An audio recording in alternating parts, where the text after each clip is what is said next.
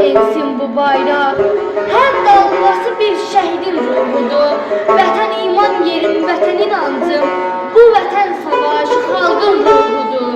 Şuşa baş tacımız sizə Şuşanın tacını bəzəyən qızıl zərsiniz. 2780 şəhid bu xalqın dilində ta əzbərsiniz. 2783 şəhid aydın səmalardı, açıq alındı. Sizin sayənizdə Ağdam azaddır, Kəlbəcər alındı, Laçın alındı. 2783 şəhid Xudayar səsində vətən sözüsüz. Qarabağ uğrunda təkcə şəhid yox, həm də Qarabağın artıq özüsüz.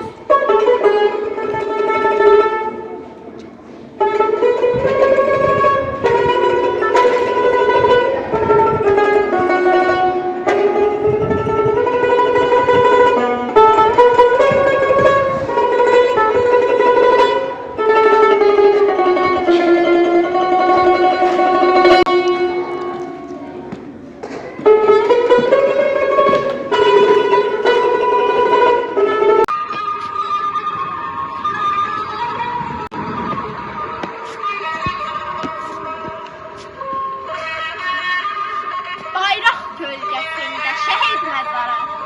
Bundan müqəddəsdir, tanımıram mən. Vurulsam, yıxılsam, yaram qan versə, durub savaşaram, tanı.